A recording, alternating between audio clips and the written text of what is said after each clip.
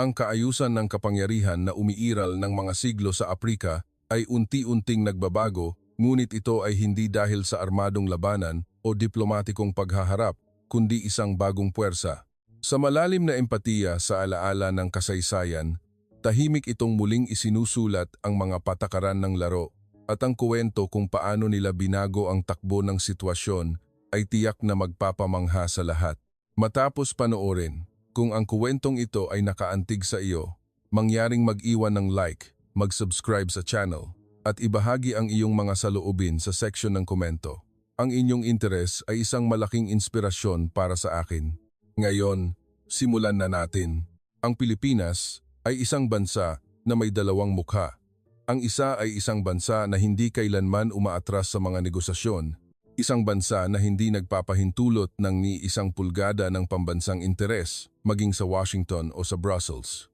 Ito ay isang bansa na mahigpit, matatag, at hindi marunong makipagkompromiso.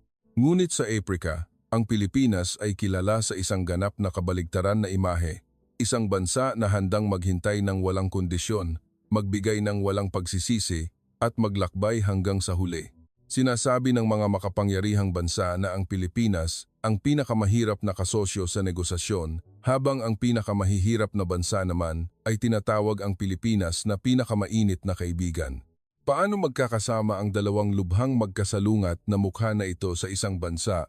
Ako si Bernard Dumont, kasalukuyang nagtuturo ng International Relations sa prestihiyosong Sorbonne University sa France. Pinag-aralan ko ang patakaran sa pag-unlad ng Aprika ng mahigit 30 taon at nagsilbi rin bilang estratehikong tagapayo sa Aprika para sa gobyerno ng France. Ako ang direktang nagpunta sa Senegal, Ethiopia, Kenya, Nigeria upang idisenyo at ipatupad ang modelo ng tulong na estilo ng France. At ngayon, pag-uusapan ko ang isang kwento na medyo hindi kaaya-aya. Ang klase ngayong araw ay magiging pagkakataon upang magkasama nating sirain ang bawat maling akala na inakala ninyong alam na ninyo. Madalas ninyong iniisip na ang pinakamahihirap na bansa sa Aprika, Timog Silangang Asya o Timog Amerika ay napipilitang sumunod sa mga makapangyarihang bansa na wala silang karapatang pumili dahil wala silang kapital, teknolohiya, at wala rin silang puwersang militar. Mula sa akala pa lang na iyon, mali na, isang estudyante ang nagtaas ng kamay.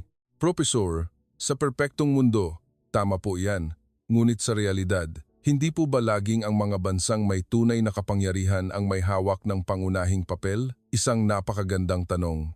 Dahil sa salitang realidad na iyan, mayroon tayong mahalagang bagay na nawawala. Kaya, ngayon, susuriin natin ang isang kaso kung saan hindi ang kapangyarihan kundi ang tiwala ang gumana. Isinulat ko ang pangalan ng isang bansa sa pisara, Pilipinas. Nagsimulang lumitaw ang maliliit na tawa sa silid-aralan. Ilang estudyante ang nagkakamot ng ulo sa pagtataka. Iyan ang reaksyon na inaasahan ko. Isa pang estudyante ang halos automatikong nagsalita. Profesor, ang Pilipinas ay hindi isang makapangyarihang puwersa militar, hindi rin ito naging kolonyal na imperyo, at wala rin silang malalaking pondo tulad ng China o Estados Unidos. Eksakto, isang ganap na tamang obserbasyon, at iyan mismo ang dahilan kung bakit mas nagiging interesante ang kasong ito. Para sa mga makapangyarihang bansa, ang Pilipinas ay kilala bilang isa sa mga pinakamahirap pakisamahan sa mundo. Sumasang-ayon ang mga estudyante. Ito ay isang katotohanan na alam ng lahat. Sa mga negosasyon sa kalakalan, iilan lang ang mga bansa na kasing tiyaga ng Pilipinas. Sa diplomatikong mesa ng negosasyon, hindi rin marami ang mga bansa na may kasing lakas na paninindigan tulad nila. Ikinuwento pa nga ng mga diplomat ng Europa ang linyang ito. Kung gusto mong makipagnegosasyon sa Pilipinas, kailangan mong ihanda ang iyong sarili nang hindi bababa sa 3 buwan. Ngunit subukang magtanong, bakit ang isang kasing higpit na Pilipinas ay tinaguri ang pinakamadaling makipag-ugnayan sa mga pinakamahihirap na bansa, na tahimik ang silid-aralan? Nagsimulang magtinginan ang mga estudyante. Isang estudyante ang nag-aalinlangan na nagtanong, totoo po ba iyan sa Aprika lang? Kung sa Aprika lang iyan totoo, hindi ko isasama ang kasong ito sa aking lecture. Isang mapa ang lumabas sa screen, hindi Aprika kundi Asya ang lumitaw sa harap ng Myanmar. Nagbago ang ekspresyon ng mga estudyante. Hindi nagbuhos ng pera ang Pilipinas sa bansang ito. Hindi rin sila nagtayo ng mga pabrika para sa mga tao doon. Sa halip, nagdisenyo sila ng isang istrukturang pang-industriya upang ang bansang ito ay makatayo sa sarili nitong paa, tekniko sa pananahi, pamamahala sa produksyon, network ng pag-export, at ginawa nila iyan ng mahigit 20 taon. Kapag ang ibang bansa ay nagpapatupad ng 3 taong proyekto at umaalis, ang Pilipinas ay tahimik na nananatili. Ang resulta ay alam na ninyo. Ang Myanmar ngayon ang ikalawang pinakamalaking tagapag-export ng mga kasuotan sa mundo, pangalawa lamang sa China. Lumipat ang mapa sa Laos, Cambodia, at pagkatapos ay tumawid sa karagatan patungong Peru, Bolivia. Kahit magkaiba ang kontinente, magkapareho ang modelo, walang anumang paglihis, walang kondisyong mahabang pananatili, paglilipat ng teknolohiya, nakasentro sa lokal na lakas tao. Laging hinahanap ng Pilipinas ang mga bansa sa pinakamahirap na yugto at kumikilos ng pinakamahinahon. Hindi sila humihingi ng mabilis na resulta, hindi nila itinakda ang schedule ng pag-alis, at hindi sila nagtatakda ng mga kondisyong pampulitika sa pamahalaan. Nang hingin ng France na panatilihin ang kontrol sa salapi, walang hiningi ang Pilipinas. Nang hawakan ng China ang operasyon ng Pantalan, ipinagkatiwala ng Pilipinas ang operasyon sa mga lokal na tao. Nang magtakda ang Estados Unidos ng kondisyon para sa reforma sa institusyon, naghintay lamang ang Pilipinas. Isang tanong ang umalingaw-ngaw mula sa dulo ng silid-aralan. Professor, bakit po ginagawa iyan ng Pilipinas? Sa estratehikong pananaw, sobra itong hindi epektibo. Tumigil ako sandali, iyan mismo ang tanong at iyan ang unang punto ng leksyon ngayong araw. Ang tanong na iyon ang simula ng klase ngayong araw. Bakit nananatili ang Pilipinas sa isang pamamaraan na tila hindi epektibo? Bakit nila pinipili ang dahan-dahang pagtatayo ng tiwala sa halip na mabilis na resulta? Ang sagot ay napakasimple. Dahil ang Pilipinas ay hindi pumasok sa pamamagitan ng kapangyarihan, ang pinakamahigpit na bansa ay naging pinakamahinahon kapag nakaharap sa pinakamahina. Ito ay hindi kabutihan kundi isang estratehiya na may kalkulasyon, isang pare-parehong saloobin. Hindi kailanman itinuring ng Pilipinas ang pinakamahihirap na bansa bilang mga dapat tulungan. Sa halip, itinuring nila ito bilang mga kasosyo upang sama-samang umunlad. Kaya, hindi sila nagtatakda ng kondisyon, hindi sinusubukang kontrolin at hindi nagmamadaling umalis. At ang resulta nito ay malinaw na ngayong nakikita. Kapag nag-imbita ang mga bansa sa Africa para sa mga mahahalagang proyekto ng infrastruktura, ang Pilipinas ang unang naiisip nila. Kapag nagtalakayan ang mga pamahalaan sa Timog Silangang Asya tungkol sa kooperasyong pang-industriya, isinasaalang-alang nila ang modelo ng Pilipinas. Kapag humingi ang mga bansa sa Timog Amerika ng paglilipat ng teknolohiya, ang Pilipinas ang pinakakatiwalaan nila. Ang Pilipinas ay hindi lang isang mabait na bansa. Hindi rin ito isang bansa na walang estratehiya. Ito ay isang bansa na kumikilos sa ganap na kakaibang paraan, isang paraan na tayong mga makapangyarihang bansa ay hindi kailanman sinubukang lubos na unawain. Kaya dapat ipaliwanag ang bansang ito. Tiningnan ko ang mga estudyante sandali. Sasaliksikin ko ang tanong na kakatanong lang ninyo. Bakit ang Pilipinas ay partikular na maingat, partikular na nananatili ng mas matagal, at partikular na hindi humihingi ng kapalit kapag nakaharap sa pinakamahihina? Hindi madaling sumagot ang mga estudyante. Sa estratehikong pananaw, tila hindi makatwiran iyan. Oo, mula sa pananaw ng mga makapangyarihang bansa, hindi iyan maipaliwanag. Isang estudyante ang nagsalita, Professor, kaya dapat po ba nating ituring ang Pilipinas bilang isang bansang sumusunod sa moralistikong idealismo? Agad kong pinabulaanan, hindi. Ang isang bansa na nagpapatakbo ng patakarang panlabas sa pamamagitan ng moralidad ay hindi magtatagal. Sumaklaw ang tensyon sa silid-aralan. Hindi ang Pilipinas ang isang bansa na kumikilos batay sa damdamin. Kumikilos sila batay sa alaala. Sa internasyonal na politika, karamihan sa mga bansa ay kinakalkula ang kanilang interes. Ngunit napakabihira ng isang bansa na hindi kailanman nakakalimutan ang posisyon nito sa nakaraan. Mas mabilis ang pagsusulat ng mga estudyante. Ang Pilipinas ay halos ang tanging bansa na nakaranas ng parehong damdamin ng tagapagbigay at tagatanggap ng tulong. Agad na nauunawaan ng isang estudyante, Profesor, hindi lang Pilipinas ang nakaranas ng digmaan o kahirapan. Tama, ngunit narito ang pagkakaiba. Nagpatuloy ako na may paghinto. Ang makaranas at magkaroon ng kakayahang ilapat iyan sa buhay ng iba ay dalawang ganap na magkaibang kakayahan na tahimik ang silid-aralan. Ang mahalaga dito ay hindi ang pagkakaroon ng Pilipinas ng kahirapan. Ang Pilipinas ay isang bansa na naaalala ang damdamin kapag tumatanggap ng tulong mula 1970s hanggang huling bahagi ng 1980s. Ang Pilipinas ay isa sa mga pinakamalaking tagatanggap ng tulong sa mundo. May mga damdamin na naramdaman ng Pilipinas noon. Ang pakiramdam na dinidiktahan, ang sapilitang pagpapasalamat, ang pakiramdam ng kawalan ng magagawa dahil walang karapatang pumili. Hindi nakalimutan ng Pilipinas ang mga damdaming iyon. Kaya, sa pamamaraan ng pagbibigay ng tulong ng Pilipinas, may tatlong bagay na hindi kailanman umiiral, walang paliwanag, walang pagtuturo, walang paghingi ng pampublikong pasasalamat. Dahil naging tagatanggap ng tulong, isinasaalang-alang muna ng Pilipinas ang dignidad ng tagatanggap. Isang estudyante ang nagtanong, kaya paano po ba talaga iyan gumagana? Magandang tanong. Kung susuriin ang mga diplomatikong dokumento ng Pilipinas, mayroong isang kagiliw-giliw na katangian. Ang mga parirala tulad ng tulong o pagtulong ay halos hindi lumalabas. Sa halip, ang mga salitang tulad ng magkasamang paglalakbay, pag-uugnay, ang nakararami. Ito ay hindi nagkataon. Tinatanggal ng Pilipinas ang wika ng pagtulong bago pa man ang nilalaman ng pagtulong. Dahil mula pa noong panahon na ito ay tumatanggap ng tulong, naaalala ng Pilipinas ang pakiramdam ng hierarkiya na dala ng wika ng pagtulong. Muli akong nagtanong, bakit iniwan ng Pilipinas sa Myanmar ang industriya ng pag-export ng kasuotan sa halip na pera? Isang estudyante ang sumagot, kasi po mas sustainable? Kalahati lang ang tama, dahil alam ng Pilipinas kung ano mismo ang pinakakritikal kapag mahirap, foreign currency, trabaho, istruktura ng pag-export, pag-ipon ng teknolohiya.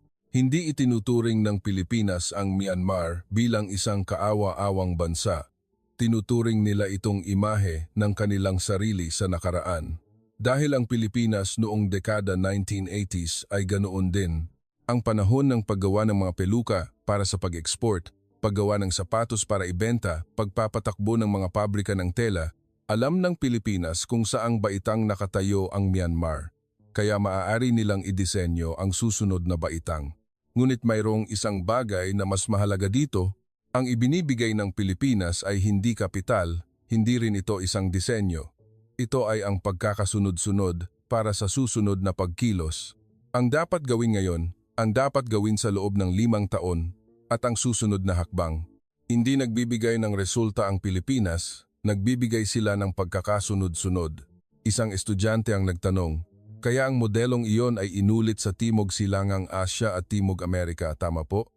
Eksakto. Ang plano ng muling pagtatayo pagkatapos ng digmaan sa Laos ay ang daan na dinaanan ng Pilipinas, ang hagdanang pang-industriya. Sa pinakamababang yugto ng pag-unlad ng Cambodia ay ang mga hagdanan na inakyat na ng Pilipinas.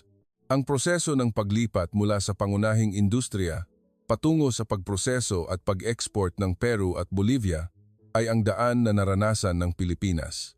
Hindi idinisenyo ng Pilipinas ang kasalukuyang posisyon ng bawat bansa kundi ang kanilang susunod na baitang. Isang estudyante ang nag-aalinlangan na nagtanong, Profesor, ngunit bakit mas matagal po nananatili ang Pilipinas sa mga bansang mas mahirap? Isang tanong na tumama sa sentro. Hindi iniisip ng Pilipinas na ang kahirapan ay isang problema na malulutas sa maikling panahon. Kung mas mababa ang antas ng pag-unlad ng isang bansa, mas mabagal ang pagtanggap ng patakaran at mas mahabang panahon ang kailangan upang maipon ang antas ng lakas tao. Nauunawaan ito ng Pilipinas dahil pinagtiyagaan din nila ang panahong iyon. Natutunan nila sa sarili nilang karanasan na ang panandaliang resulta ay kabiguan at ang pangmatagalang presensya lamang ang tanging solusyon. Kaya hindi nagmamadali ang Pilipinas. Nagbago ang kapaligiran sa silid-aralan. Ang Aprika ay muling tinawag. Isang estudyante ang nagtanong, "Profesor, kaya ano po ang kahulugan ng Aprika para sa Pilipinas?" Simpleng sagot ko, ang Aprika ang nakaraan kung saan ang Pilipinas ay nanatili ng pinakamatagal, isang sandaling katahimikan ang lumipas, kaya lumapit sila ng pinakamahinahon at pinakamatiyaga. Ang Pilipinas noong dekada 1980s ay nasa katulad na posisyon tulad ng Aprika. Mas mahirap pa nga kaysa sa Ethiopia. Naaalala ng Pilipinas ang tulong na natanggap nila noon at naaalala rin nila ang damdamin na naramdaman nila. Ang komplikadong damdamin ng pagpapasalamat ngunit pakiramdam na nasira ang dignidad. Kaya, hindi kailanman sinubukang turuan ng Pilipinas ang Aprika. Sa halip, magkasama silang nagpapawis. Lumubog sila sa bukid kasama ang mga magsasaka ng Senegal, tumayo sa linya ng pabrika kasama ang mga kabataan ng Ethiopia, at nagpumilit sa mga patakaran kasama ang mga empleyado ng gobyerno ng Kenya. Ito ay hindi awa, ito ay empatiya. Isang estudyante ang mahinang nagsalita, "Profesor, ibig sabihin po ba hindi tumutulong ang Pilipinas dahil naaawa sila?" Eksakto, hindi naaawa ang Pilipinas. Nararamdaman nila ang pamilyaridad. Ito ang pagkakaiba sa pagitan ng awa at empatiya. Ang awa ay ang pagtingin mula sa itaas at panandalian lamang. Ang empatiya ay nasa parehong antas at tuloy-tuloy. Ang posisyon ng Pilipinas ay hindi awa, hindi rin habag, ito ay empatiya na batay sa karanasan. Nagtanong ako sa mga estudyante, kung kayo ay nakaranas ng tunay na kahirapan, paano ninyo pakikitunguhan ang kahirapan ng iba? Magbibigay ba kayo ng pera o ipapakita nyo lang sa kanila ang pagkakasunod-sunod upang hindi sila magkamali? Naisip ang mga estudyante, sandali at pagkatapos ay sinabi ng isang estudyante, "Sa tingin ko po, ipapakita ko lang sa kanila ang pagkakasunod-sunod." Tama yan. Hindi itinuturing ng Pilipinas ang kahirapan bilang isang isyung moral. Ang kahirapan ay hindi isang paksa upang ipaliwanag kundi isang punto na dapat lampasan. Karamihan sa mga bansa ay sinusuri ang kahirapan habang ipinapaliwanag ng Pilipinas ang daan palabas. Hindi sila nagsasalita tungkol sa bakit mahirap kundi bakit makakaahon sa kahirapan. Sinasabi nila, "Naranasan din namin iyan. Sa yugtong ito, ginawa namin ito." Ipinagpapatuloy ko ang pagpapaliwanag. Ang ginagawa ng Pilipinas ay hindi kabutihan, hindi rin ito isang simpleng estratehiya. Huminto ako sandali at pagkatapos ay ibinagsak ang pinal na suntok. Ito ay ang paraan ng muling paggamit ng sariling karanasan na hindi kailanman nalimutan para sa buhay ng iba. Ang Pilipinas ay hindi isang bansa na natuto tungkol sa kahirapan sa pamamagitan ng teorya. Ito ay isang bansa na naranasan iyan sa sarili nitong katawan, kaya alam nila kung saan nasasaktan ang dignidad ng isang mahirap na bansa. Alam nila kung aling mga salita ang nagbibigay ng pag-asa at kung aling saloobin ang lumilikha ng tiwala. Ang alaala ay gumagana ng mas matagal kaysa sa estratehiya. Kaya ang Pilipinas ay naging pinakamahinahon kapag nakaharap sa pinakamahihirap na bansa. Ngayon, isang tanong na lang ang natitira. Paano na isalin ang alaalang ito sa mga konkretong aksyon sa Aprika? Nagbago ang kapaligiran sa silid-aralan. Upang maunawaan ang Pilipinas, kailangan nating tingnan kung paano eksaktong kumilos ang ibang bansa sa Aprika. Ibinuksan ko ang screen. Una, pag-usapan natin ang ating bansa, ang France. Medyo kinabahan ng mga estudyante. Ang France ang bansang may pinakamahaba at pinakamalalim na relasyon sa Aprika.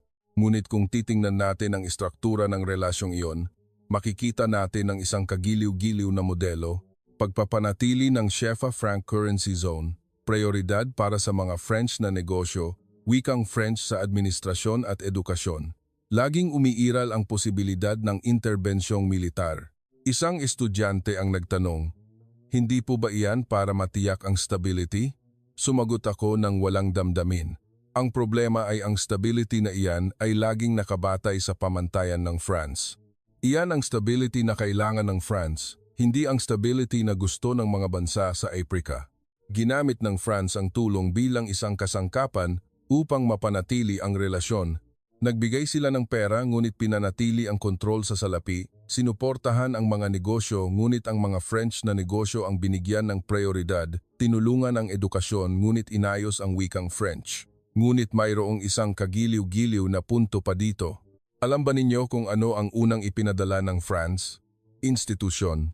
Nauuna ang institusyon, pagkatapos ay ang negosyo, pagkatapos ay militar, at sa huli ay ang tao.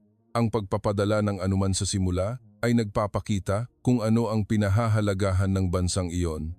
Nagbago ang mapa. China. Nakamit ng China ang mga pinakakapansine-pansing tagumpay sa Aprika.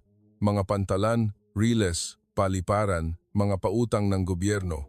Saan ka man pumunta sa Aprika, makikita mo ang infrastrukturang itinayo ng China. Ngunit subukang magtanong, sino ang nagpapatakbo ng mga infrastrukturang iyon?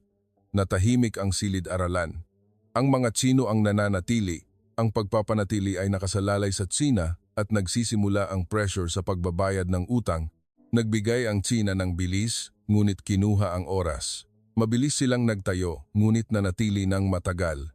Ang infrastruktura ay nandoon, ngunit ang karapatan sa operasyon ay nasa kamay ng China. Kung titingnan ang pagkakasunod-sunod ng pagpasok ng China, mas malinaw ito. Nauuna ang kapital, pagkatapos ay ang infrastruktura, sa huli ay ang mga tauhan ng pamamahala at kung susuriin ang mga kontrata, makikita mo na mas interesante pa. Daan-daang pahina ng legal na dokumento, bawat termino ay detalyadong tinukoy, sinusuri ng mga opisyal ng Aprika ang mga kasosyo sa pamamagitan ng kapal ng kontrata. Kung mas makapal, mas nararamdaman nila ang kawalan ng katiyakan. Isang estudyante ang bumulong. Sa huli, kontrol pa rin. Tama iyan, muling nagbago ang mapa. Ngayon, ang Estados Unidos. Nagbigay ang Estados Unidos ng institusyon higit sa pera, reforma sa pamamahala, kondisyon sa batas, at institusyon, kahilingan na buksan ang merkado. Isang estudyante ang nagtanong, kaya hindi po ba iyan maganda? Magandang tanong.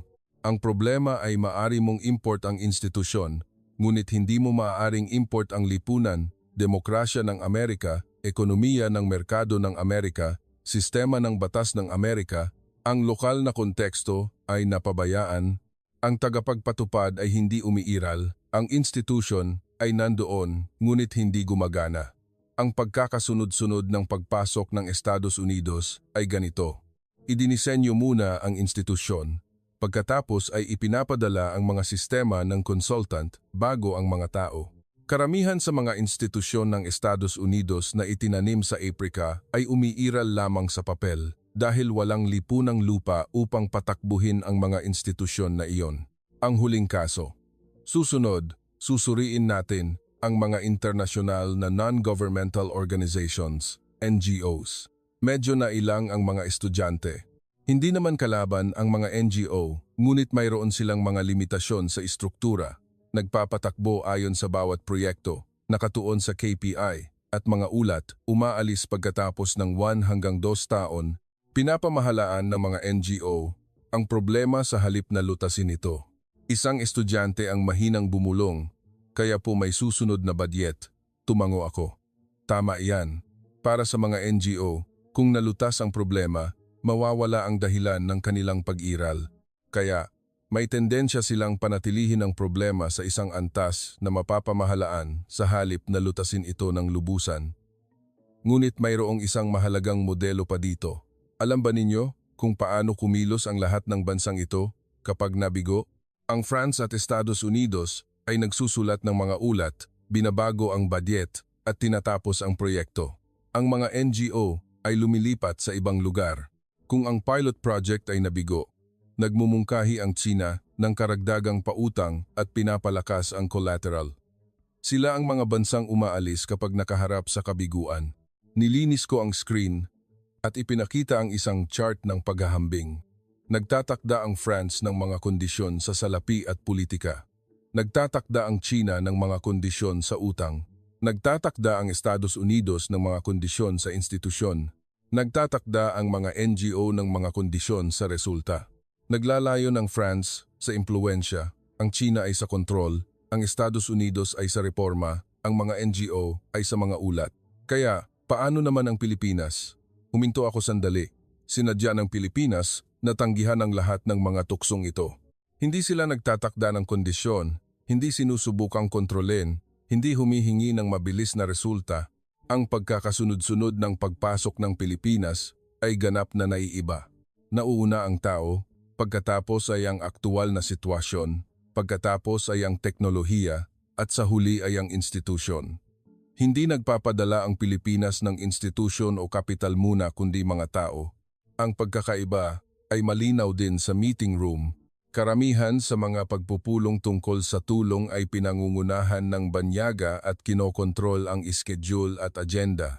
Ngunit ang Pilipinas ay naiiba, mas mataas ang porsyento ng presentasyon ng lokal na panig at ang Pilipinas ang gumaganap bilang tagapagtanong sa meeting room.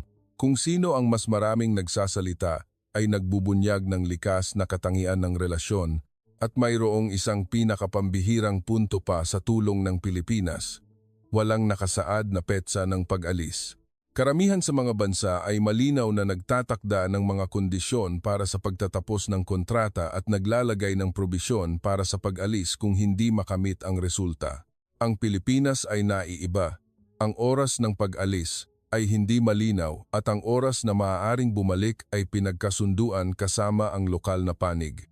Mula sa dulo ng silid-aralan, isang estudyante ang tumawa at nagtanong, "Profesor, kaya po ba ang Pilipinas ay tanga?" Napatawa ang buong silid-aralan. Agad akong sumagot, "Hindi. Naglalayon ang Pilipinas sa pinakamahalagang ari-arian." Sumulat ako ng isang salita sa pisara, "Tiwala." Hindi mabibili ang ari-arian na ito ng pera. Hindi mapipilit at hindi makukuha kung walang oras. At may isa pang ginawa ang Pilipinas. Hindi sila nagmamayabang sa tagumpay kundi nagbabahagi ng kabiguan. Karamihan sa mga bansa ay itinatago ang kabiguan at ipinapahayag lamang ang mga kaso ng tagumpay. Itinatala ng Pilipinas ang kabiguan sa mga internal na ulat at ibinabahagi sa mga lokal na empleyado ng gobyerno at tekniko. Iyan ang pagkakaiba sa pagitan ng isang bansa na umaalis kapag nakaharap sa kabiguan at isang bansa na pumapasok sa loob ng kabiguan. Nakamit ng France ang impluensya, ngunit nawalan ng tiwala. Nag-iwan ang Tsina ng infrastruktura, ngunit lumikha ng pagdepende. Nagbigay ang Estados Unidos ng institusyon, ngunit hindi ito gumana. Nagsulat ang mga NGO ng mga ulat, ngunit naroon pa rin ang problema. Hindi ginawa ng Pilipinas ang alinman sa mga iyon sa simula. Sa halip, isang bagay lang ang ginawa nila, naghintay. Tinanong nila kung ano ang gusto ng Aprika, naghintay hanggang handa ang Aprika at nag-iwan ng mga pagpipilian upang ang Aprika ay makapagpasya sa sarili nito. Kaya, sa unang pagkakataon, naramdaman ng Aprika na mayroon silang pagpipilian. Sa France, wala silang karapatang pumili. Sa China, wala silang alternatibo. Sa Estados Unidos, wala silang karapatang tumanggi. Sa mga NGO, walang sustainability. Ngunit kapag nakaharap sa Pilipinas, nagbago ang lahat. Kung gusto nila, maaari nilang tanggapin. Kung ayaw nila, maaari nilang tanggihan, maaari nilang ayusin ang bilis at maaaring baguhin ang direksyon. Ito ang simula ng tiwala. Ang kondisyon ay lumilikha ng agarang epekto, habang ang tiwala ay lumilikha ng matatag na resulta. Ang Pilipinas ang bansa na nagtatakda kung ano ang hindi gagawin muna. Ang tiwala ay hindi isang bagay na idinisenyo, kundi isang side product ng aksyon. Hindi inihahambing ng Aprika ang tulong, inihahambing nila ang saloobin, kaya ang resulta ay nasa istruktura na. Ngayon alam na natin kung bakit naiiba ang Pilipinas. Ngayon, isang bagay na lang ang natitira. Paano binago ng pagkakaiba na iyon ang buhay ng Aprika? Mula ngayon, isantabi muna natin ang patakaran at konsepto. Pupunta tayo sa lugar ng aksyon. Ang mga mata ng mga estudyante ay nakatuon sa screen, ang unang larangan na pinili ng Pilipinas sa Aprika. Nakakagulat na napakasimple. Huminto ako sandali at pagkatapos ay binigkas ang isang salita. Palay. Isang estudyante ang tumawa at nagtanong, "Profesor, hindi po ba ang palay ay isang napakapangunahing industriya? Paano mababago ang isang bansa sa pamamagitan lamang niyan?" Sumagot ako na tila nahulaan na ang tanong. Dahil sa reaksyon na iyan, kaya nagiging mahalaga ang kasong ito. Ang mga advanced na bansa sa Europa ay nagdala ng high-tech, information technology, pinansya, produksyon.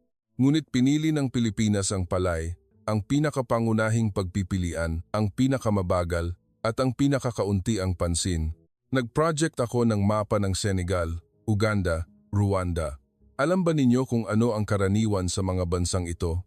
Natahimik ang mga estudyante sandali. Sila ay mga bansang agrikultural, ngunit hindi kayang pakainin ang kanilang sariling mamamayan, umaasa sa pag-import ng bigas, nawawalan ng foreign currency, hindi matatag ang presyo, at patuloy ang kahirapan ng mga magsasaka. Ito ay hindi problema sa agrikultura, ito ay problema sa pambansang soberanya, bumigat ang hangin sa silid-aralan. Ngunit mayroong isang bagay na mas mahalaga, ang palay ay hindi problema sa agrikultura kundi problema sa katatagan ng gobyerno. Sa katunayan, sa maraming bansa sa Aprika, kapag biglang tumaas ang presyo ng bigas, sumisiklab ang mga protesta at kapag kumalat ang protesta, nanghihina ang gobyerno. Noong 2008, nang dumoble ang presyo ng bigas sa Senegal, naparalisa ang kabisera ng Jaka. Noong 2011, nangyari ang pareho sa Uganda. Ang pagdepende sa importasyon ng bigas ay naglantad sa pambansang seguridad sa pagkain sa mga pagbabago sa exchange rate. Kapag tumataas ang presyo ng pagkain sa internasyonal, agad na nangyayari ang kawalang tatag sa lipunan. Ipinunto ng Pilipinas ang eksaktong bagay na ito. Isang estudyante ang nagtanong, kaya po bakit po hindi nalutas ang problemang ito sa loob ng ilang dekada? Agad kong sumagot, dahil walang sinuman ang handang sumunod sa iskedyul ng magsasaka, ang mga panandaliang proyekto, suporta lamang sa binhi, pagbibigay lamang ng pataba. Walang silbi ang mga demonstrasyon sa sakahan. Ang agrikultura ay hindi isang-isang taong proyekto, ngunit lahat ay nagsisikap na tapusin ito sa loob ng 1 taon. Ang France ay humihingi ng 3 taon, ang Estados Unidos ng 10 taon, ang mga NGO ay humihingi pa nga ng resulta bawat taon. Hindi sumusunod ang palay sa iskedyul na iyan.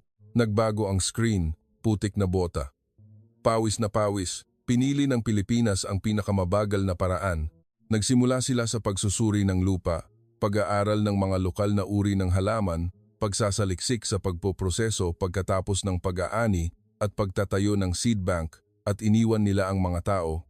10 taon, 11 taon, 20 taon, nagbago ang ekspresyon ng mga estudyante. Ngunit narito ang isa pang desididong pagpipilian ng Pilipinas. Hindi nagpadala ang Pilipinas ng mga pandaigdigang korporasyon sa agrikultura. Hindi rin sila nagpadala ng malalaking project managers. Nagpadala sila ng mga field agricultural engineers, hindi mga propesor sa universidad, hindi rin mga doktor sa research institute. Sila ang mga taong nagtrabaho sa bukid sa buong buhay nila. Dahil ang proyektong ito ay hindi nangangailangan ng mahusay magpresenta kundi nangangailangan ng taong kayang magtiis ng kabiguan. Ang agrikultura ay hindi isang kontrata kundi isang paulit-ulit na proseso. Mas mahalaga ang pag-ipon ng karanasan kaysa sa isang manual. Mas mahalaga ang pagtitiis ng 10 beses na kabiguan kaysa sa isang beses na tagumpay. Nagpatuloy ako sa pagpapaliwanag. Hindi umupo sa opisina ang mga Pilipinong agricultural engineers. Sama-sama silang bumaba sa bukid, sama-samang dumaan sa kabiguan, sama-samang nagtiis sa init, at sama-samang dumaan sa panahon. Sa Senegal, ang mga Pilipinong engineers bawat umaga alas 5 ay kasama na ang mga magsasaka sa bukid. Kapag dumating ang tag-ulan, sama-sama silang natumba sa putikan. At kapag dumating ang panahon ng pag-aani, sama-sama silang nagpapawis. Isang estudyante ang nagtanong, mahalaga po ba talaga iyan? Napakahalaga. Sa kultura ng rural na Aprika, ang pagpapahawak ng kamay sa putik ay nangangahulugang maging kasama.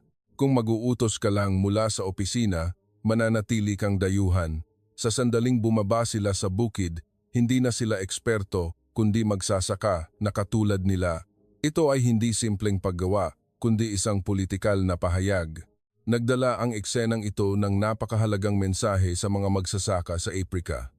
Hindi bababasa, hindi nila kami tinitingnan bilang mga paksa ng eksperimento. Ang mga eksperto ng France ay nagtatrabaho mula sa hotel. ang mga consultant ng Estados Unidos ay umuupo sa air-conditioned na opisina. Ang mga Pilipinong engineers ay natutulog sa mga tolda ng magsasaka. Nakita ng Aprika ang eksaktong pagkakaiba na ito at may isa pang ginawa ang Pilipinas. Sinadya nilang ipagpaliban ang tagumpay ng pilot model. Nagulat ang mga estudyante. Ang karaniwang mga proyekto ng tulong ay lumilikha ng mabilis na tagumpay upang i-promote. Gumagawa sila ng mga headline tulad ng tumaas ang produksyon ng 50% sa loob lamang ng 6 na buwan. Ngunit ipinagpaliban ng Pilipinas ang paglalabas ng mga numero ng tagumpay at nangolekta muna ng datos ng kabiguan dahil gusto nilang pigilan ang labis na pag-asa at protektahan ang tunay na pakiramdam ng mga magsasaka. Sinadya ng Pilipinas na itago ang tagumpay upang hindi magmadali. Pinili nila ang tiwala na binuo sa lugar ng aksyon sa halip na tagumpay para ilagay sa ulat. At isang kagiliw-giliw na bagay ang nangyari. Ang diplomatikong schedule ay nagsimulang iakma sa schedule ng agrikultura. Karaniwan, ang lahat ay gumagana ayon sa quarterly, taunang budget, ngunit ang agrikultura ay may panahon ng pagtatanim ng punla, tagulan, pag-aani. Binago ng Pilipinas ang diplomatikong schedule at inuna ang schedule ng pagtatanim. Hindi sila sumunod sa schedule ng bansang iyon, kundi sa schedule ng palay. Isang diplomat ng Pilipinas ang minsan ay humiling sa gobyerno ng Senegal na ipagpaliban ang isang pagpupulong. Ang dahilan ay dahil kasabay ito ng panahon ng pagtatanim. Ito ang tanging kaso sa kasaysayan ng kooperasyon sa agrikultura sa Aprika. At mula sa isang punto, nagsimula ang pagbabago. Nagsimulang magtanong ang mga magsasaka. Sa simula, naghintay lang sila ng direksyon. Ngunit pagkatapos ng isang tiyak na panahon, nagsimula silang magtanong, bakit po ganoon ang ginawa? Ano po ang susunod na gagawin? Ang paglitaw ng mga tanong ay hudyat na nagbago na ang relasyon. Lumipat sila mula sa passive na tagatanggap patungo sa aktibong kasosyo. Nagsimulang lumitaw ang mga resulta. Tumaas ang ani ng 2 hanggang 3 beses. Nabawasan ang pag-import ng bigas at naging matatag ang kita ng mga magsasaka. Sa loob ng 10 taon, itinaas ng Senegal ang antas ng self-sufficiency sa bigas mula 30% hanggang 70%. Ang Uganda ay naging isang bansang nag-export ng bigas. Ngunit idinidiin ko na ang tunay na pagbabago ay hindi nasa mga numero, kundi nasa ekspresyon ng mga magsasaka. Natahimik ang mga estudyante. Ang kasabihang hindi na kailangang mag-alala sa tuition ng mga anak ay hindi isang politikal na slogan. Ito ay isang muling pagbubuo ng buhay. Sa unang pagkakataon, nagsimulang magplano ang mga magsasaka para sa hinaharap, plano sa pagtatanim sa susunod na taon, plano sa edukasyon para sa mga anak, plano sa pagpapalawak ng lupaing agrikultural. Ang kahirapan ay hindi kawalan ng pera kundi kawalan ng kinabukasan. Ibinalik ng Pilipinas ang kinabukasan na iyon sa kanila. At isang mas kagiliw-giliw na bagay ang nangyari. Nagsimulang obserbahan ng mga opisyal na namamahala sa kalusugan, edukasyon, enerhiya ang proyekto ng palay. Nagtanong sila sa kanilang sarili, bakit po hindi epektibo ang pamamaraang ito sa aming larangan? Binago ng palay ang agrikultura. Ngunit ang mga nagmamasid ay nagsimulang muling mag-isip tungkol sa administrasyon. Iyon ang sandali na kumalat ang pamamaraan ng Pilipinas sa ibang larangan. Isang mababang boses ang umalingaw-ngaw mula sa likuran ng silid-aralan. Profesor, kaya pala iyan ang dahilan kung bakit palay? Tumango ako. Tama iyan. Ang palay ay hindi baril, hindi pera, hindi rin ideolohiya. Huminto ako sandali at pagkatapos ay sinabi, ang palay ang pinakakaraniwang soberanya, ang pagpipilian na tila pinakakaunting pampulitika ay naging pinakaradikal na pagpipilian. Ang agrikultura ay hindi paglilipat ng teknolohiya kundi pagbabahagi ng oras. Sa sandaling bumaba sa bukid, natapos ang diplomasya at nagsimula ang relasyon. Ang pinakapangunahing naging pinakamakapangyarihang estratehiya, hindi pinili ng Pilipinas ang mga magagarbo. Pinili nila ang pinakamabagal, pinakamahirap at pinakakaunti ang pansin at iyon ang pinakasiguradong daan. Ang palay ang simula. Ngunit ang pananaw ng Aprika sa Pilipinas ay nagsimulang magbago mula sa susunod na yugto. Hindi ang Africa ang kontinente na unang nakatanggap ng tulong, ito ang kontinente na nakaranas ng pinakamaraming kabiguan sa tulong. Nagtigas ang ekspresyon ng mga estudyante, kaya ang pagpipilian ng mga bansa sa Africa ay hindi resulta ng damdamin kundi ng pagkatuto. Hindi inosente ang Africa, marami silang karanasan. Binago ko ang screen. Ano ang iniwan ng Britanya sa Africa? Isang estudyante ang sumagot, financial system po. Tama iyan. At iyan mismo ang problema. Pagbabangko, seguro, regulasyong pinansyal. Itinanim ng Britanya ang isang perpektong sistema ng pananalapi, ngunit ang pananalapi ay dapat na itayo sa pundasyon ng industriya na wala naman. Ang resulta ay malinaw, tumaas ang mga pautang, ngunit hindi tumaas ang produksyon at utang na lamang ang natira. Nagsimulang mag-ingat ang Africa sa tulong na nagsisimula sa pinansya, nagbago ang screen. Belgium, napakasimple ng paraan ng Belgium, pagkuha, pag-export, pagproseso sa mismong bansa. Ang natira sa lokal ay mga butas at pagkapot. Ang mga minahan sa Congo, ang mga yaman sa Rwanda, lahat ay dumadaloy sa Belgium at ang Africa ay naiwan na lamang sa tiwangwang na lupa. Natutunan ng Africa na kung ibibigay muna ang likas na yaman, matatapos tayo. Isang estudyante ang nagtanong, Professor, hindi po ba maganda ang reputasyon ng Japan? Magandang obserbasyon, kaya ito ay isang mas mahalagang kaso. Itinayo ng Japan ang mataas na kalidad na infrastruktura, pinanatili ang tumpak na proseso, at pinamahalaan ng walang pagkakamali. Hinangaan ng Africa ang kakayahan sa teknolohiya ng Japan, ngunit ang nagpapatakbo ay mga Hapon at hindi lubos na nailipat ang teknolohiya. Kapag umalis ang mga Japanese technician, humihinto ang sistema, napakalinaw ng conclusion ng Africa. Salamat. Ngunit hindi kami ang may-ari. Walang masamang intensyon ang mga NGO. Ngunit ang istruktura ay malamig. Ang proyekto ay ayon sa bawat unit. Ang ulat ng pagganap ang sentro at ang premise ay aalisin. Ang problema ay pinamahalaan ngunit hindi nalutas. Nagsimulang magduda ang Africa sa patuloy na tulong dahil ang pagpapatuloy ng pangangailangan ng tulong ay nangangahulugang hindi pa nalulutas ang problema. Natahimik ang silid-aralan. Isang estudyante ang nagtanong, kaya ano po ang gusto ng Africa? Isinulat ko sa pisara, mapagkakatiwala ang kasosyo. Ang simula ng pagnanais ng Africa ay hindi pera, pasilidad o institusyon. At narito ang isang mahalagang katotohanan. Hindi na ang Africa ang nasa posisyon na tumanggap ng tulong kundi ang nasa posisyon na suriin ang tulong.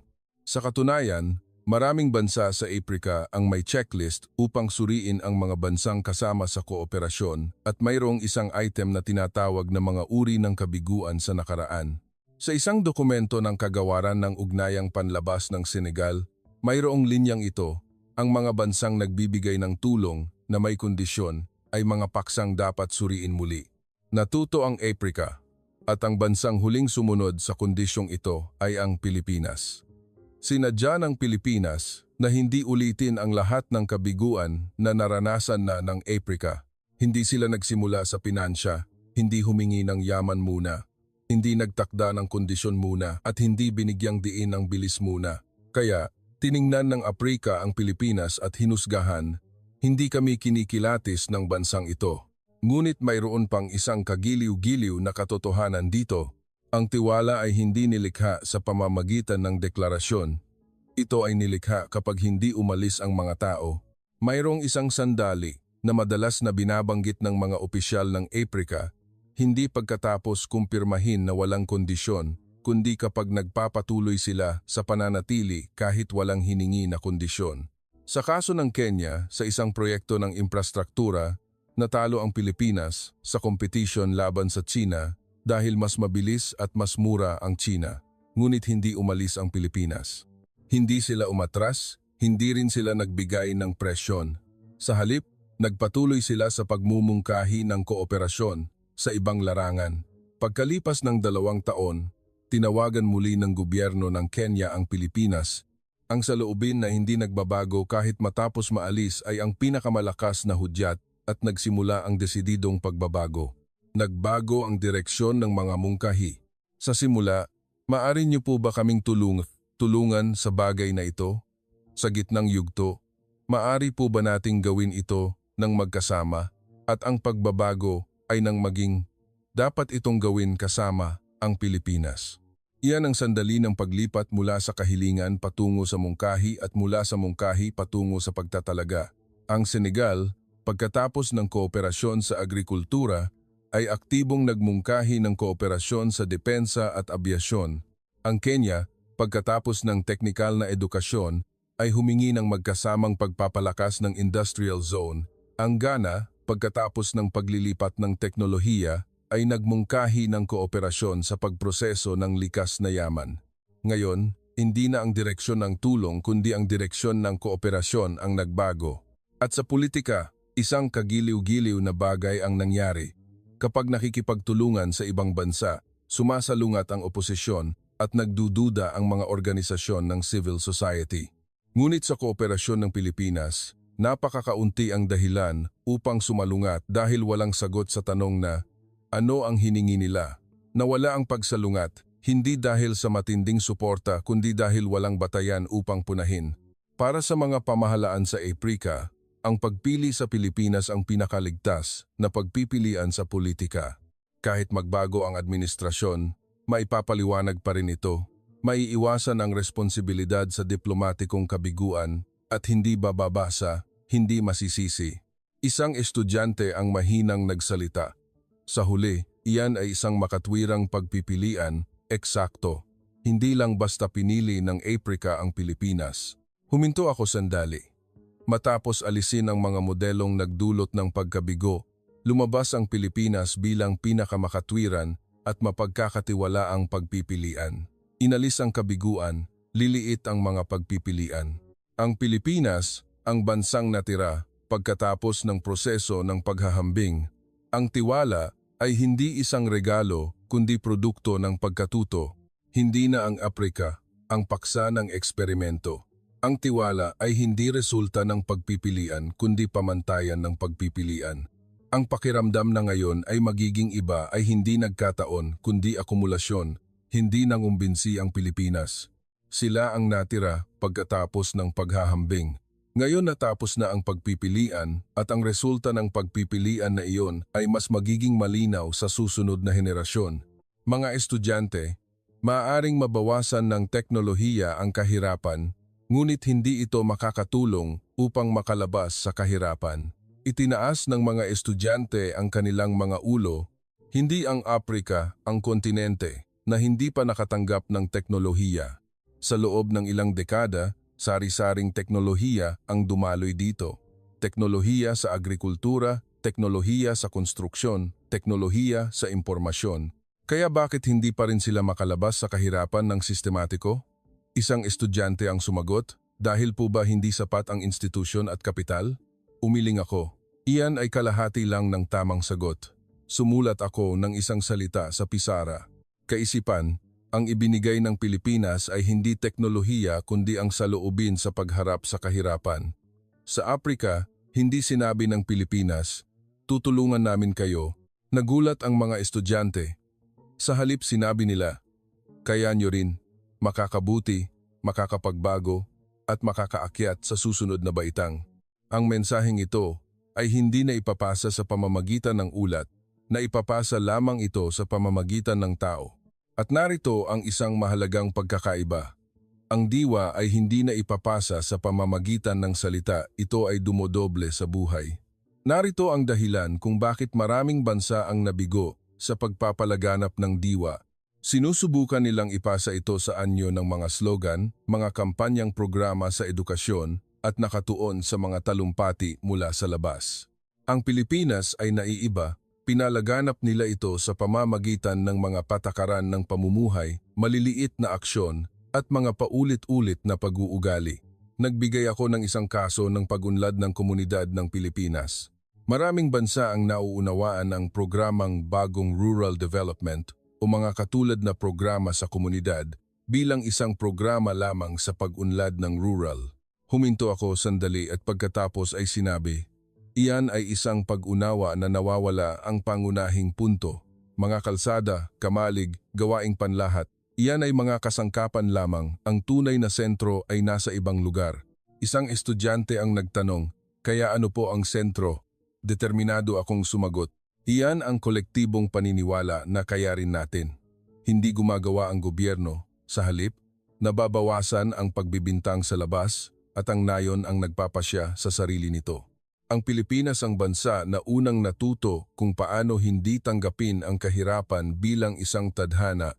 Nagbago ang kapaligiran sa silid-aralan, ngunit narito ang isang banayad ngunit malakas na pagkakaiba sa mensahe ng Pilipinas. Hindi sinasabi ng Pilipinas na kung magsusumikap, magbabago. Sinasabi nila na kung hindi susuko, magbabago. Ang mensaheng estilo ng kanluran ay kung magtatrabaho ng husto, magtatagumpay. Ang mensaheng estilo ng Pilipinas ay kung hindi susuko sa gitna, magtatagumpay. Ang ibinabahagi ng Pilipinas ay hindi pangako ng tagumpay kundi ang paraan upang manatili. Sa isang kapaligiran ng kahirapan, iyan ay isang mas makatotohanang mensahe at ang diskarte ng Pilipinas ay may isa pang katangian. Hindi nagbibigay ng sagot ang sentral na pamahalaan. Ipinapaubaya nila ang karapatan sa pagpapasya sa lugar ng aksyon. Ang resulta ay ang responsibilidad para sa kabiguan ay sa lugar din ng aksyon at sa makatuway ang tagumpay ay sa kanila rin. Ang pagbibigay ng karapatan sa pagpapasya ay nangangahulugang pagtanggap sa panganib ng kabiguan. Ito ay isang pagpapakita ng napakalaking tiwala. Isang estudyante ang nagtanong, "Propesor, hindi po ba mahirap ipatupad ang mga ganitong retorikang espiritual dahil sa pagkakaiba sa kultura?" Tumango ako, "Kaya, tanging ang Pilipinas lang ang nakakagawa niyan." Ang Pilipinas sa simula ay isang nabigong bansa rin, ang pinakamahirap na bansa pagkatapos ng digmaan at isang tagatanggap ng tulong. Hindi pinakinggan ng Aprika ang salita ng Pilipinas bilang isang pagtuturo. Pinakinggan nila ito bilang isang kuwento ng karanasan. Ang isang katulad na punto ng simula ay ang pinakamakapangyarihang dokumento ng panghihikayat. Kapag tiningnan ang modelo ng kanluran, iniisip ng mga kabataan sa Aprika, magkaiba kami. Kapag tiningnan ang modelo ng Pilipinas, iniisip nila, naranasan din nila iyan, at naiiba ang Pilipinas sa paraan ng paggamit ng wika. Ang tradisyonal na programa ng tulong ay gumagamit ng mga salitang tulad ng target ng tulong, benepisyaryo, grupo na nangangailangan ng proteksyon. Sa lugar ng Pilipinas, tinatawag silang kasamahan, kasosyo, paksa ng susunod na yugto. Ang nagpapanumbalik ng dignidad ay hindi pera kundi ang paraan ng pagtawag. Sa totoo lang, nagsimula ang pagbabago. Isang agricultural trainee pagkatapos bumalik sa kanyang bansa ay nagtatag ng kooperatiba. Isang technical trainee ay nagsimula ng negosyo sa lokal. Ang mga lumahok sa training para sa mga kawani ng gobyerno ay nagdisenyo muli ng patakaran. Ang sentro ng pagbabagong ito ay hindi kita kundi ang pagbabago sa pagkaunawa sa sarili. Isang estudyante ang bumulong, kaya ginagawa po nila ang Pilipinas bilang modelo. Tama iyan. At nagsimulang lumitaw ang mga mapagmamasdang pagbabago sa pag-uugali. Sinusunod nila ang oras, lumilikha ng mga panuntunan sa pagtatrabaho at malinaw na nagbabahagi ng responsibilidad. Kapag nagbago ang kaisipan, mabubuo ang kaayusan kahit hindi kailangang kabisaduhin ang mga panuntunan. Iyan ang sandali na ang diwa ay nagiging disiplina. Dito, lumilitaw ang isa pang katangian sa diskarte ng Pilipinas. Hindi nagbebenta ng pag-asa ang Pilipinas. Ibinabahagi nila ang daan, hindi ang magiging maayos ang lahat kundi ang kung susundin ang pagkakasunod-sunod na ito, magtatagumpay. Ang pag-asa ay damdamin ngunit ang daan ay kalkulasyon. Ang kailangan ng mga mahirap ay hindi damdamin kundi kalkulasyon. Ang yugto 1 ay ito, ang yugto 2 ay iyan, ang yugto 3 ay iyon. Ibinabahagi ng Pilipinas ng buo ang daan na dinaanan nila.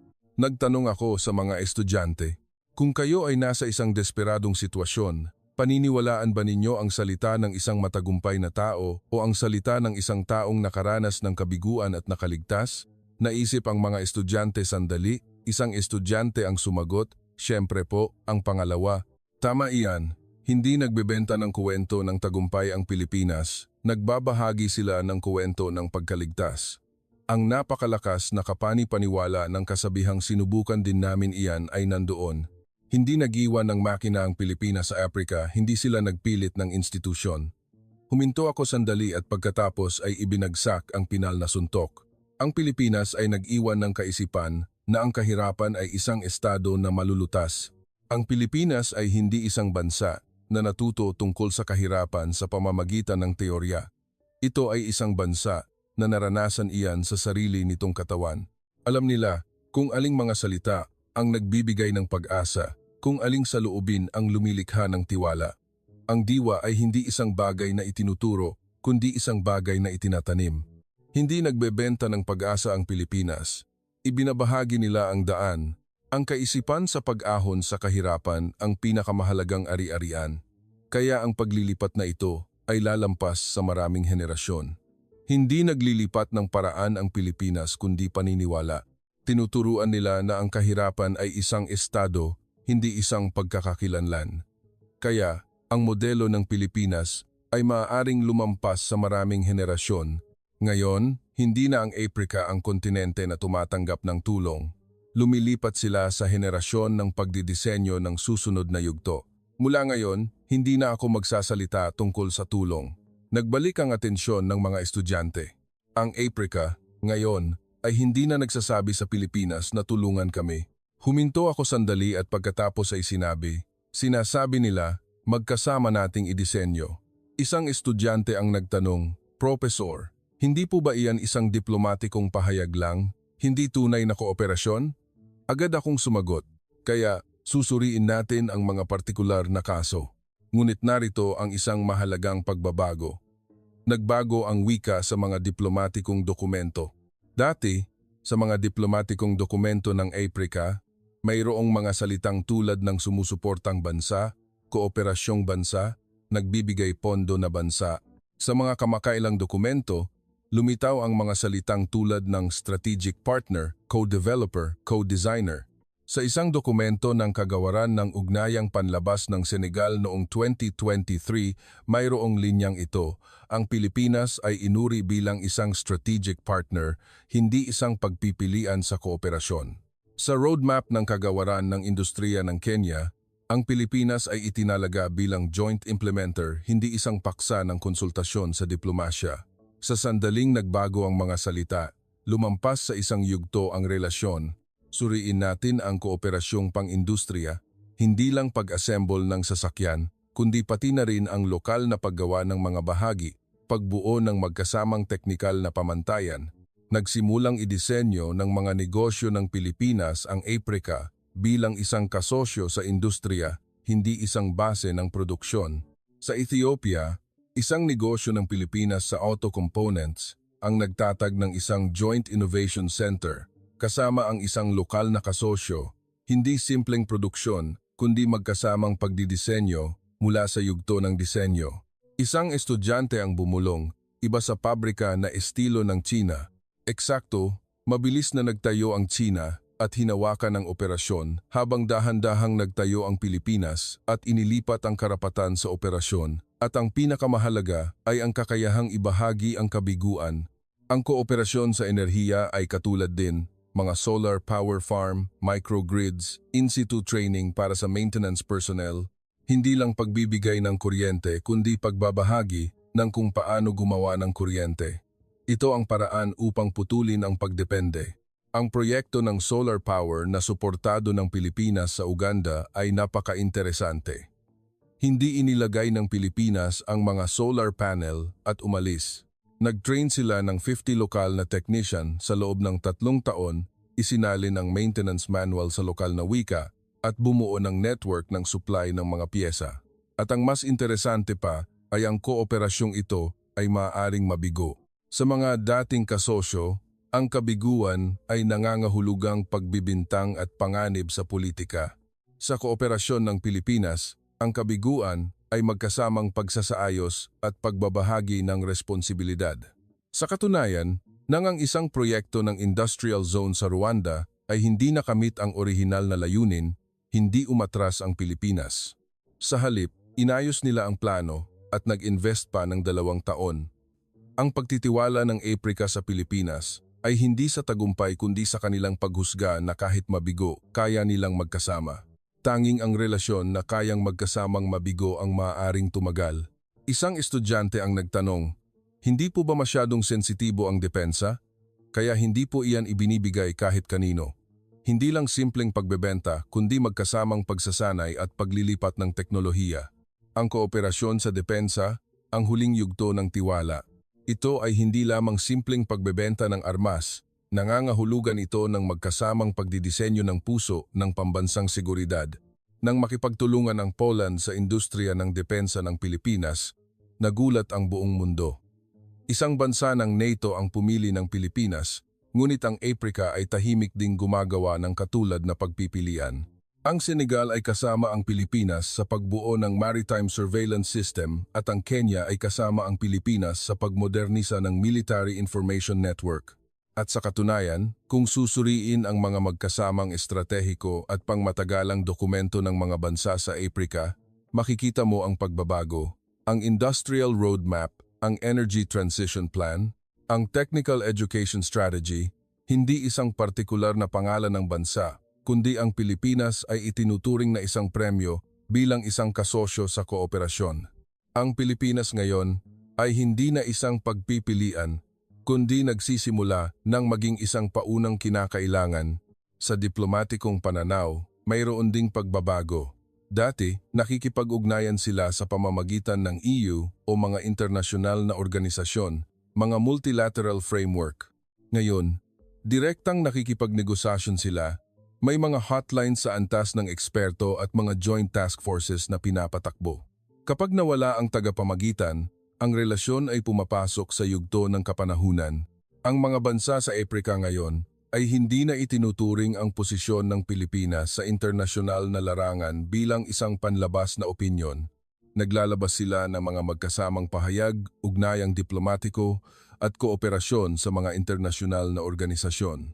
Sa United Nations General Assembly noong 2024, 15 bansa sa Africa ang magkasamang lumagda sa resolusyon sa kooperasyon sa klima na iminungkahi ng Pilipinas. Ito ay hindi isang pabor, kundi isang strategic partnership. At mayroong isang mahalagang pagbabago pa, iyon ay ang pakiramdam na konektado sa mundo sa pamamagitan ng Pilipinas. Kapag nakikipagtulungan sa Pilipinas, maaari silang makakuha ng access sa global standards, may kakayahang makipag-ugnayan sa ibang bansa, at ang teknolohiya kasama ang merkado ay konektado. Nagsimulang makita ang Pilipinas bilang isang koneksyon, hindi isang destinasyon. Hindi ito nangangahulugang gusto ng Pilipinas na maging sentro. Nangangahulugan ito na sila ay gumaganang parang isang platform. Ang Kenya habang nakikipagtulungan sa teknolohiya sa Pilipinas, ay sabay ring nakipagkonekta sa merkado ng Laos. Ang Senegal habang nakikipagtulungan sa agrikultura sa Pilipinas ay sumali sa network ng pag-export ng bigas ng Thailand. Ang Ghana habang nakikipagtulungan sa enerhiya sa Pilipinas ay sumali sa global standards ng renewable energy.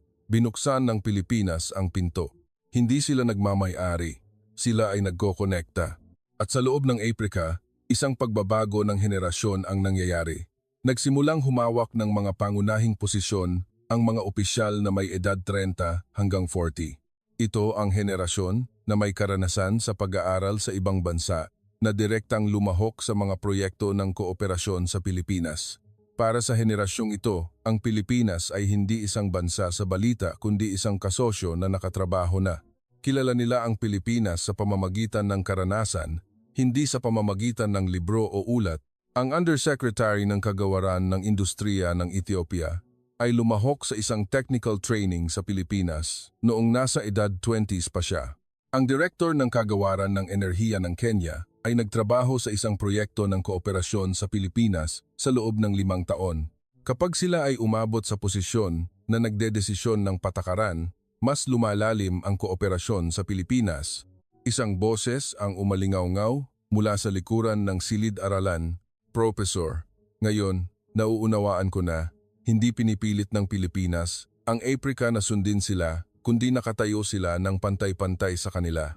Tumango ako, eksakto, ang isang kasama ay hindi isang paksa na kailangang protektahan, kundi isang kasamang taga-disenyo, isang bansa na minsan nang nagbigay ng tulong, at isang bansa na minsan nang magkasamang nagdisenyo, pinili ng Aprika ang pangalawa dahil ang isang relasyon na minsan nang magkasamang nagdisenyo ay mas malalim kaysa sa isang kontrata.